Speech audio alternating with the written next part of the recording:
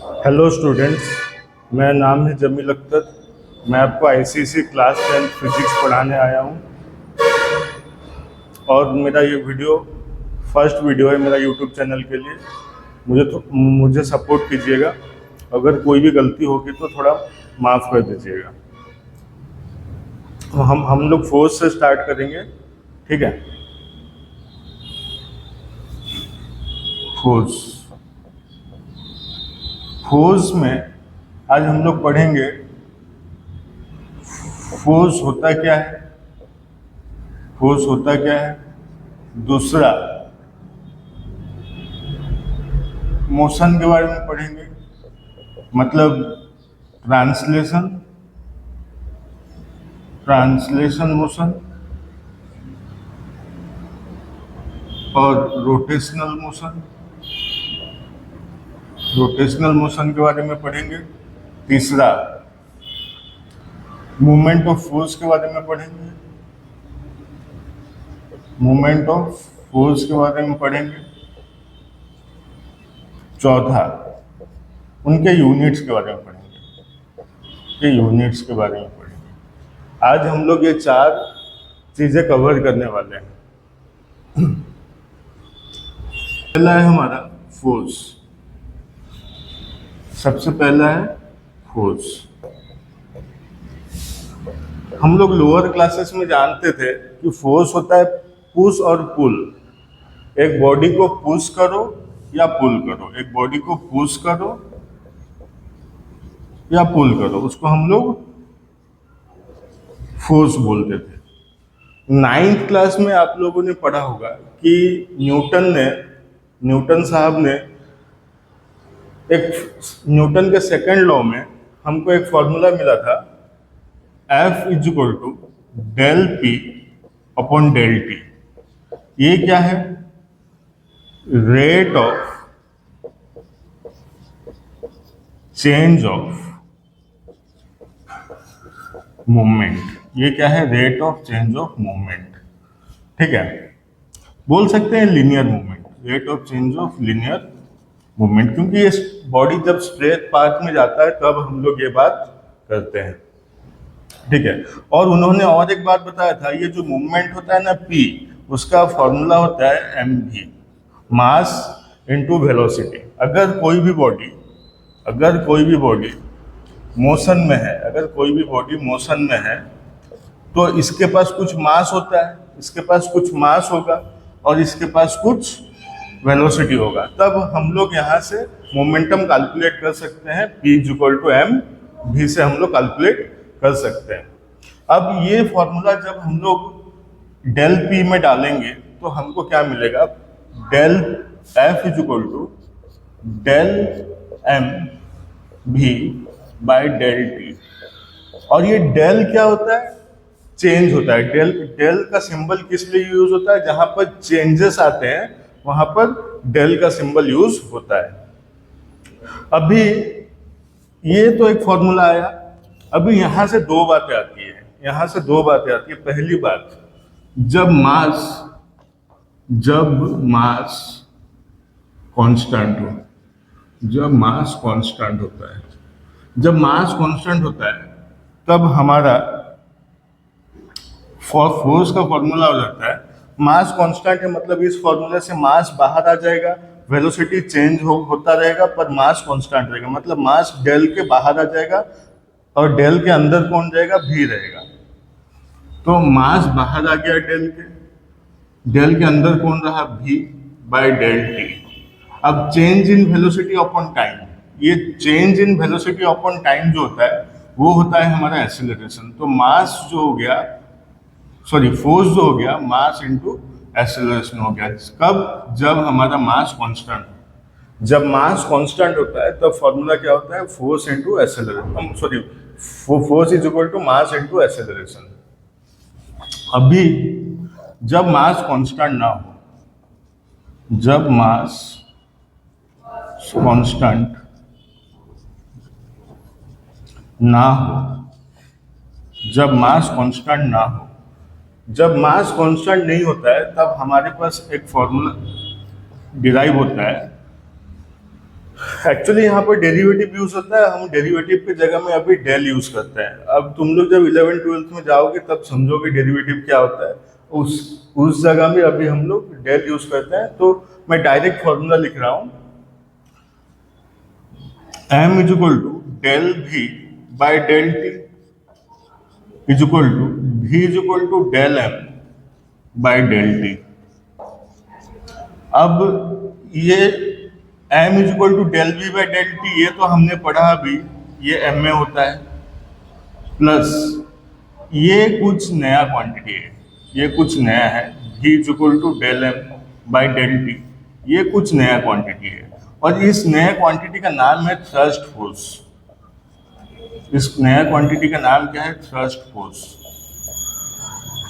जैसे कि अगर कभी भी रॉकेट लॉन्च होता है, मतलब जब भी मास वेरी कर रहा होता है, जैसे कि रॉकेट के अंदर फ्यूल होता है, अगर मतलब जब वो अपना गैस को एग्जॉस्ट करता है, जब अपना गैस को बाहर निकालता है, तब उसका जो फ्यूल होता है वो धीरे धीरे कमता है। इसका मतलब उसका मास धीरे धीरे, रॉकेट का जो मास है धीरे धीरे डिक्रीज होता है, ठीक है। तब वहाँ पर मास तो चेंज हो रहा है, अगर मास चेंज होगा तब यहाँ एक नया क्वांटिटी इंट्रोड्यूस होता है, v is equal to del m by del T. मतलब किस रेट से हमारा मास चेंज हो रहा है इनटू वेलोसिटी, ठीक है। ये कुछ बातें थी फोर्स की। फोर्स का यूनिट क्या होता है? यूनिट ऑफ फोर्स क्या होता है? F is equal to m। तो मास के लिए क्या हो गया? kg। एक्सेलरेशन के लिए क्या हो गया? मीटर पर सेकेंड स्क्वायर। ये ऐसा यूनिट है। ऐसा यूनिट क्या है? kg पर मीटर सेकेंड स्क्वायर। और उसको हम लोग न्यूटन भी लिख सकते हैं, इसको हम लोग न्यूटन भी लिख सकते हैं, ठीक है। और सीजीएस यूनिट क्या हो गया? सीजीएस यूनिट ये हो जाएगा हमारा, kg का हो जाएगा हमारा ग्राम, ये मीटर का हो जाएगा सेंटीमीटर, ये सेकेंड स्क्वायर। इसको हम लोग डाइन भी लिख सकते हैं, इसको हम लोग डाइन भी लिख सकते हैं। तो ये कुछ बातें थी फोर्स के बारे में। अभी लेंगे फोर्स। फोर्स नाम क्या क्या है? Effects of force. Effects of force. Of force. Effects of force. Force क्या क्या कर सकता है? सबसे पहला, force can change the speed of a body. Force can change the speed of a body. दूसरा, force can change the direction of the body. Direction of the body.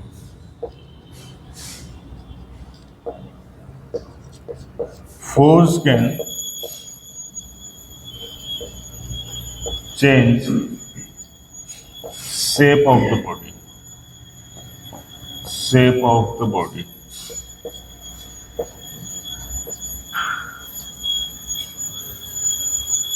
ठीक है, इतना है। Force can change the speed of a body, force can change the direction of the body,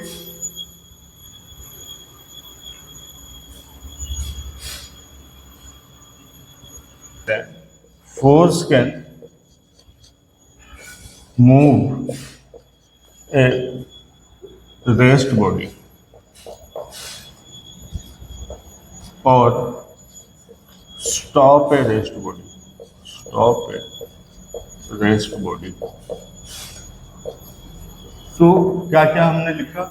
force can change the speed of a body, force can change the direction of the body, force can change the shape and size of the body, force can move a rest body or can stop the rest body. लेकिन तुम्हारे book में force के द्वारा दो motion produce करवाए गए हैं। Force यहाँ पर दो मोशन प्रोड्यूस करता है।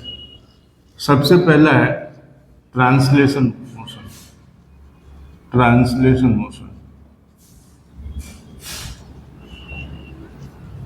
और इसको हम लोग लीनियर मोशन भी बोलते हैं, मोशन भी बोलते हैं। ट्रांसलेशन मोशन क्या होता है? अगर एक बॉडी है हमारे पास और वो बॉडी स्ट्रेट पाथ में मूव कर रहा है, स्ट्रेट पाथ में मूव कर रहा है, इसके ऊपर, इस बॉडी के ऊपर फोर्स लगा, इस बॉडी के ऊपर फोर्स लगा और ये बॉडी स्ट्रेट पाथ में मूव कर रहा है, ये ग्राउंड है, स्ट्रेट पाथ में मूव कर रहा है, तब हम क्या बोलेंगे, कौन सा मोशन, तब हम क्या बोलेंगे, कौन सा मोशन प्रोड्यूस हो रहा है? ट्रांसलेशन मोशन प्रोड्यूस हो रहा है। ठीक है। दूसरा, अगर एक बॉडी एक पॉइंट पे फिक्स है, एक पॉइंट पे फिक्स्ड है, फिक्स्ड है मतलब पाइवोटेड है, यहाँ पर ये इसका पाइवोटेड पॉइंट है, पाइवोटेड है यहाँ पर। ठीक है। अगर एक बॉडी यहाँ पर फिक्स्ड है, अगर उसके बाद हम इसके ऊपर एक सुइटेबल पॉइंट पे अगर हम फोर्स लगाते हैं, सपोज मैंने यहाँ पे फोर्स लगाया, फोर्स लगाया, तो ये बॉडी क्या करता है? रोटेट करना शुरू होता है। ये बॉडी क्या करता है? रोटेट करना शुरू करता है, और इसको हम लोग टर्निंग इफेक्ट ऑफ फोर्स भी बोलते हैं। ये बॉडी रोटेट क्यों किया? फोर्स लगा इसलिए, तो ये क्या हो गया? टर्निंग इफेक्ट ऑफ फोर्स हो गया। ठीक है। और ये जो मोशन को क्या बोलते हैं? रोटेशनल मोशन हम लोग बोलते हैं। ठीक है। अभी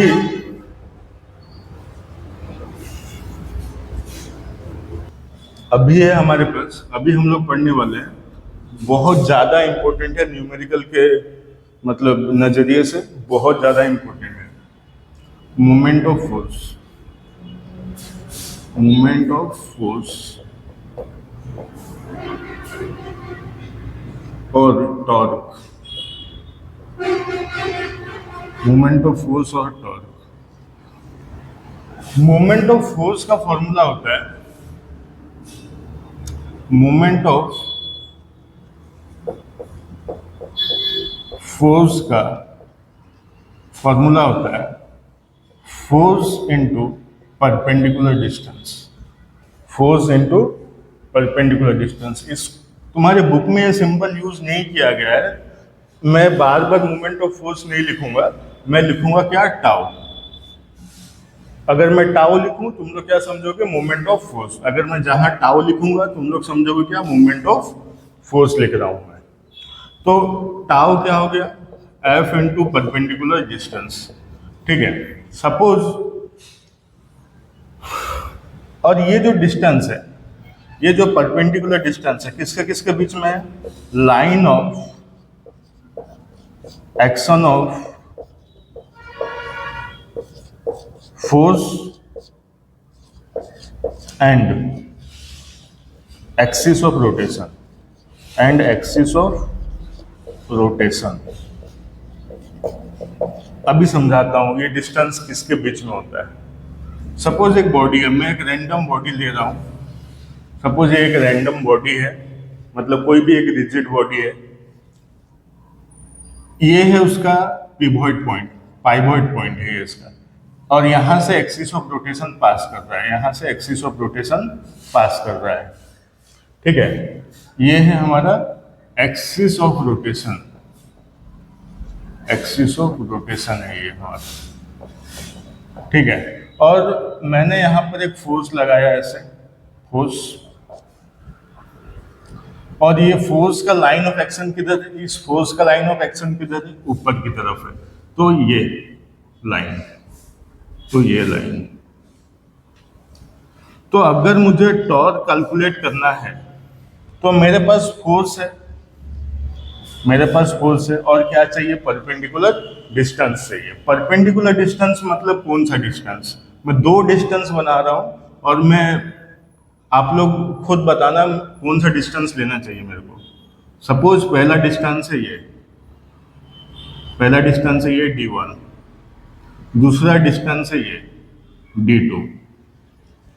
तो ये दो डिस्टेंस है हमारे पास। इस दो डिस्टेंस से हम लोग कौन सा डिस्टेंस ले कि हमारा टॉर्क निकल जाएगा। तो मैं यहाँ पर लिखा हूँ line of action of force, हम ये देखो यहाँ पर लिखा हुआ है परपेंडिकुलर डिस्टेंस।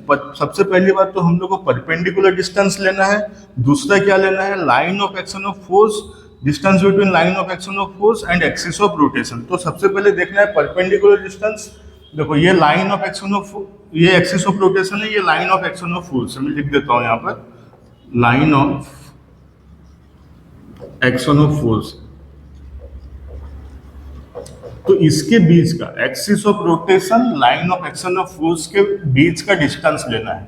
अब यहां पर दो डिस्टेंस है, अभी दो डिस्टेंस में से हम लोग को पता करना है कि कौन सा परपेंडिकुलर डिस्टेंस है। ये 90 कर रहा है क्या, ये एंगल 90 है क्या, 90 नहीं है, ये एंगल 90 है। तो कौन सा डिस्टेंस लेना है हम लोग को, ये वाला। अगर मुझे टॉर्क कैलकुलेट करना है तो फोर्स है, और इन दोनों में से कौन सा डिस्टेंस लेना है, D1। D2 मेरे को नहीं लेना है, ये वाला लेना है, D1। D1। तो ये है टॉर्क का फॉर्मूला इस केस में, ठीक है। अभी हम लोग यूनिट ऑफ टॉर्क देखेंगे। यूनिट ऑफ टॉर्क क्या है? सबसे पहली बात, torque is a vector quantity. Torque क्या है, वेक्टर क्वांटिटी है। तो इसके पास डायरेक्शन होगा। डायरेक्शन यहां पर दो तरीके का है। सपोज एक बॉडी है, वो दो तरीके से घूम सकता है, क्लॉकवाइज या एंटी क्लॉकवाइज। ये है हमारा क्लॉकवाइज, ये है हमारा एंटी क्लॉकवाइज। क्लॉकवाइज डायरेक्शन को हम लोग पॉजिटिव लेते हैं, क्लॉकवाइज डायरेक्शन को हम लोग क्या लेते हैं, पॉजिटिव। एंटी क्लॉकवाइज डायरेक्शन को हम लोग क्या लेते हैं, नेगेटिव। सॉरी, उल्टा लिख दिया, सॉरी। क्लॉकवाइज, हाँ, क्लॉकवाइज डायरेक्शन को हम लोग नेगेटिव लेते हैं, एंटी क्लॉकवाइज डायरेक्शन को हम लोग पॉजिटिव लेते हैं। एंटी क्लॉकवाइज को पॉजिटिव लेते हैं हम लोग, ठीक है। तो इसका दो डायरेक्शन होते हैं। और टॉर्क का यूनिट क्या है, देखो टॉर्क का फॉर्मूला क्या है, फोर्स इनटू परपेंडिकुलर डिस्टेंस। तो फोर्स के बदले हम लोग क्या लिखेंगे, न्यूटन। ये डिस्टेंस है तो क्या हो जाएगा, मीटर। तो न्यूटन मीटर, ये उसका एसआई यूनिट है। एसआई यूनिट क्या है, न्यूटन मीटर। सीजीएस यूनिट क्या है इसका, सीजीएस यूनिट क्या है, न्यूटन का हो जाएगा डाइन, मीटर का हो जाएगा सेंटीमीटर, ठीक है। आज के लिए इतना। समझ में आया होगा तो कमेंट करना।